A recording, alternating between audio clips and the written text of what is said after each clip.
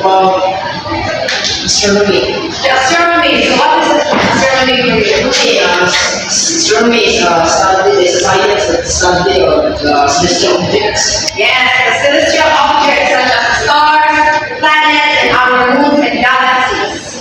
So how is it important for you?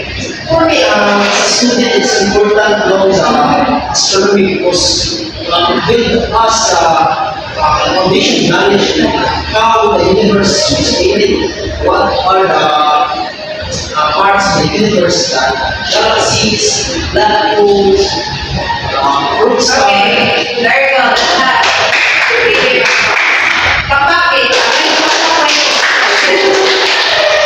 okay, so is that the category for today? Rosa, Andrea. Oh, sige, sige, let's move on to our proper discussion. So first, I have here the activity. I will give you activity sheet. So our activity is entitled, How Do People Destroy Natural Resources? So I will group you into 5 groups. Where are you from? Therefore, Sige, you write the answer on the answer sheet. I'll give you 5 minutes to finish it. For this activity is to raise awareness about the hidden cause of earth's conservation.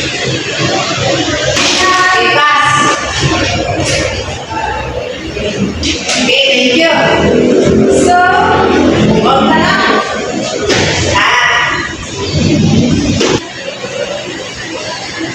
So our topic is about the conservation of natural resources. So before that, so what is this? It's bomb. It is a light bulb. Did you know that by making of this, napasikat na ng natural resources? Because this is made of copper, metal, and rare minerals. So in that way, nakasira na sa ating natural resources. How about the transparency of tubig? Plastic ba? yes, It is made of? also paper. Yes, it is made of trees. So, like that, nakasira na sa mga natural resources. So, ang topic natin is all about how to conserve our natural resources. So, let's have first the objectives. We have 2. Can you read? Take. So, objectives. Describe ways of using earth resources sustainably. Classify natural resources as renewable or non-renewable by listing at least 3 methods of conserving natural resources, explaining their importance in maintaining ecological balance. So, in this lesson, we will be talking about what is renewable or non-renewable. At may nagkaroon si Kalanian sa mga. So, what are natural resources? Materials created in nature. It's a natural made of nature that are used and usable by humans. They include natural substances such as water, soil, and energy supplies such as coal and gas that serve to satisfy human needs and wants. So basically, kung sa atong kailangan, sa atong mga tao na pinakuwi, balik sa nature, dapat sa atong Mother Earth, makakuha ka sa atong or ka na mapusan na ito ang ginagawa sa atong sa nature. Halika dyan yung kami. So, these are some of the natural resources that is given and created by our God. We have the sun, forest, rock, minerals, soil, air, oil, water, and familiar na? Yes, ma'am. Ako wala ka familiar. Next. What is conservation? So, what is conservation? Can you read the term? Conservation is defined as the plan, control, exploitation, or judicious use of natural resources to ensure their continuous availability and preserve the quality or original nature of the environment. So basically, conservation from the word is conserve. Or we have to preserve. It is the plan and control exploitation of judicious use of natural resources. Kaya ikaw sayang-sayang, or sikusik sa atong natural resources na walay gamit just to satisfy our needs or materialistic na needs, no? Ito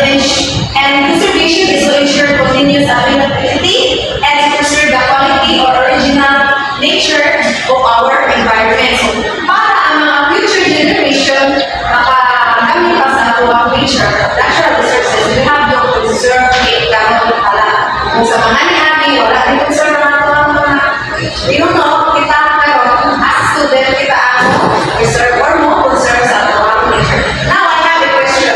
Is it our duty to keep the earth as it was created? Yes, Kenneth. Yes, ma'am. Why? Okay, Gusto naman. it's on the screen. Mina, is it our duty to keep the earth as it was created? Yes, ma'am, because as a human being, we render to this planet,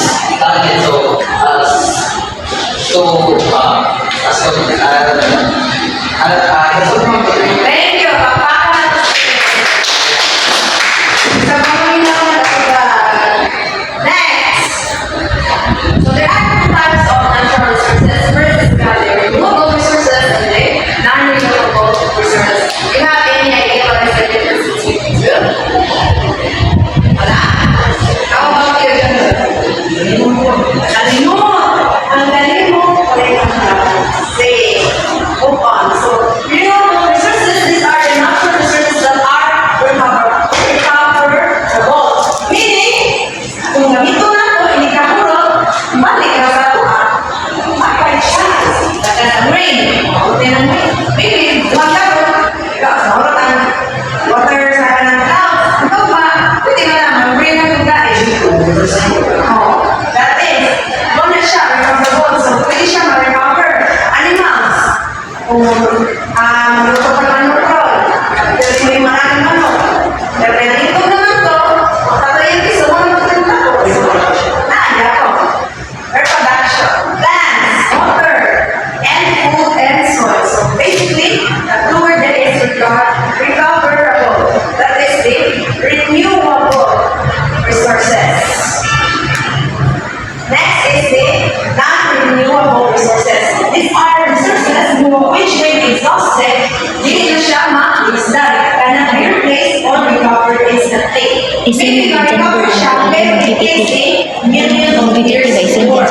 These are the resources such as the petroleum, the coal, the tin, the copper. So basically, mga stuff, natural gas, nuclear energy, mahulog siya, and then ma-replace siya, pero mag-take pa siya, years, million years, bago siya magamit ng mga stuff. So that is the difference between the renewable resources and the non-renewable resources. Next, what do you think are the natural resources that need to be conserved? Anyone? Yes, Miss Jane. What do you think are the natural resources that need to be conserved? What's about mga natural resources na kailangan natin i-conserve? Okay, sige, Jennifer.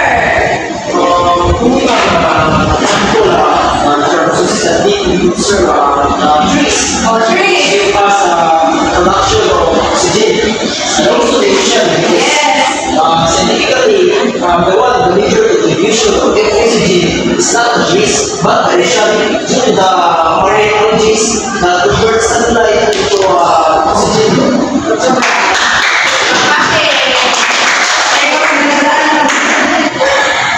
Next. So natural resources that need to be conserved are wildlife, water, and forest below na nila ang trees. And also we have the air, soil, and mineral resources. So these are the methods of conserving natural resources. So kanina, sa activity, i-answer ka mo kung saan yung mag-conserve ang mga natural resources. Ano ito may gawaan? What are these methods? So, in conserving wildlife, you have to control hunting to prevent the extinction of some animal species. Kasi yung mga animal species ka mo mga nag-extinct na. Nagkakaroon, for example.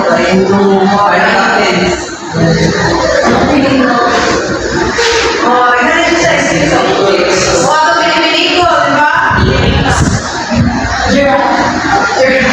So, para na hindi siya ma-extinct, nung nga na ito ang pagkakaso, hunting. Besides that, you have to prohibit or provision of wash burning. Kaya nung mga ito sa Los Angeles and sa Amazon,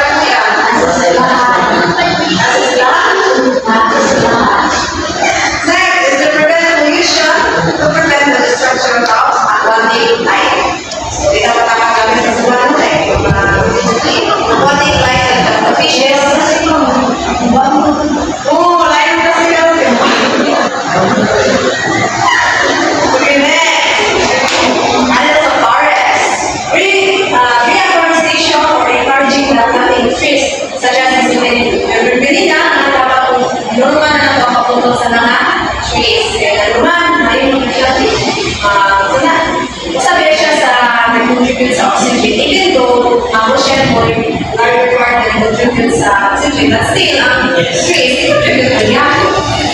We need to not check, observe, and also to prevent plant pests and diseases, and to prevent of bush burning again, or careless forest fires. Next is to conserve our soil. So prevention of pollution of land so as not to destroy useful soil organisms such as nakalimutan niyo siya tanong, nakalimutan niyo tanong, di ba? Natay soil erosion, natay soil erosion na rin. Remember? Nakalimot. Sige. So, the prevention of bush burning which may expose to the soil. Kaya kita mo sa kalawat sa maybe, dahil mga pana sa plaza o pero sure siya. And to prevent overgrazing which may cause soil erosion again. Next is the methods on how to conserve our air. So, di man pwede na si ang hawak ang conserve sa air, kaya natin ang sa akin. Example, to prevent fumes from automobile or thermal plants which may affect area light. Dito na pala ka bukod sa mga motor mo. Bukod mga aso. Kaya, pilit lang sa plants. Pero sa mga automobile ko, makalaot na sa tuwang air. And we need also the proper treatment and disposal of our sewage. Kapag tayo sa kapag na kuting magawa siya ng nilapit ako, sa kuting magawa, sa burakay ako, maniparliament na ipamimpiman. And because ato, ang mga bako, saka sa air, ang makukuha ng air. And proper burning of waste, sila matakagao. Makakapagkaka ko na siya problem sa ato air. To prevent smoke or soot from accumulating. Next is the methods of conserving minerals. Overdependence on a particular mineral resource should be discouraged, as this can lead to the depletion of such mineral resources. Overmining, hindi siya ayaw kasi matawag pagkakaulit na lang sa mood, kaya mo sa banadira na mabaligyan, matawag ka na ay result na. Natural resources, matawag. Ang result na, mabalik ako sa ato pa. Karma ba? Then, effective and extraction of minerals should be adopted to prevent utilization. There should be legislation against indiscriminate mining of mineral resources. So we have here the Public Act number 7942 Ordinance also known as the Philippine Mining Act of 1995. So kaya naman na kayo bumirahan na sige, pagkain sa mission, kayo papreso ka mo. Na siya RA. Pero, pasagaan ka over mining. So what is conserving our natural resources in Somalia? Ano importante na? Yes, Ms. May. Pero importante na siya. Pero kailangan na ito i-conserve. Sige, kaya sa May, kailangan sa ito. Pero importante na ang Para magamit ang mga tao na gusto sa buwan. yes. So, decide nila kayo kita yung mga sana makagamit. Ano ito ng mga anak natin sa future or sa mga future generation. Next, so, conserving please basa, Ms. J. Conserving natural resources is related to our single for too much survival and well-being, providing us with clean cycle, water, air, shelter, and energy. By protecting these resources, we ensure their availability for current and future generations, preventing environmental degradation and potential economic stability to the world. Yes. Kindly explain your word. Explain kung ano yung masabtan ka na. Massage. Yes, Conserve natural resources is very important. Para sa inyong Pilipinos, meron ka na mga needs like water, food, shelter, energy. Hindi na ito sila i-conserve. So, tayo kasi nagiging mag-saot or relate to massive extinction of the species in the Earth. Bakit?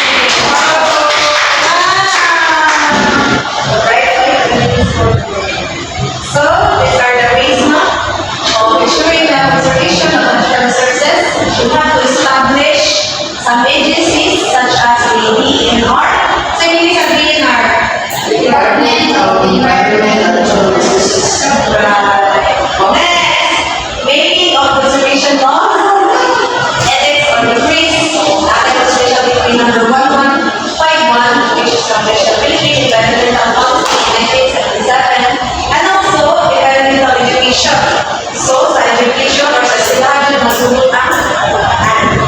At it is the process of teaching individuals or the students about our environment, which challenges and how you as a student have to contribute to conserving our natural resources.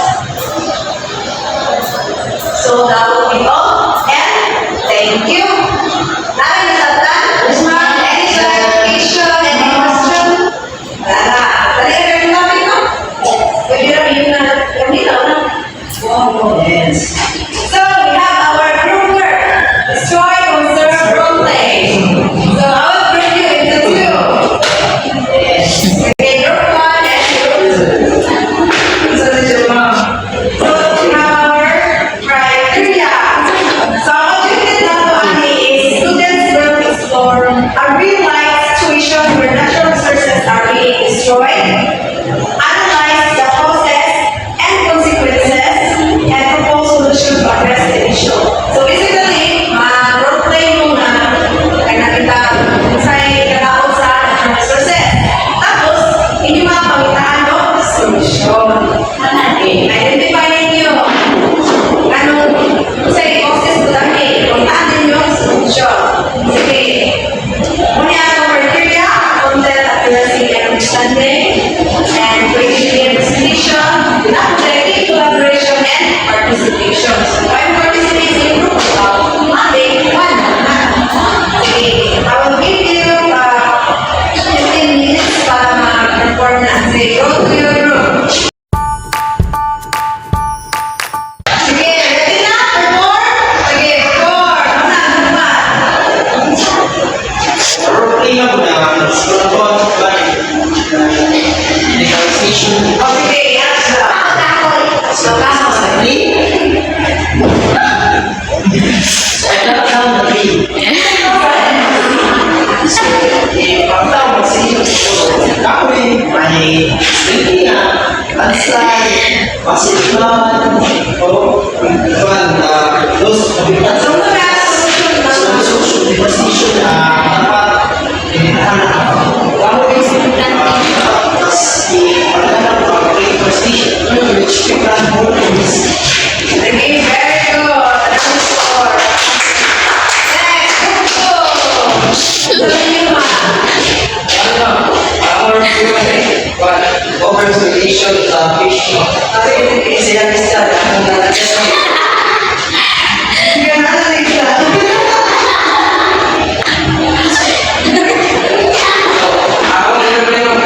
Ako sa isa sa dagat. So, ang impact sa pare na scarcity supply, then tao is so, ang mong kumaki ka ba, process sa ka-issue is ka magkuha ka o ka ng plan na tayo sa fishing pan, na specific na fishing figure ko, at specific time.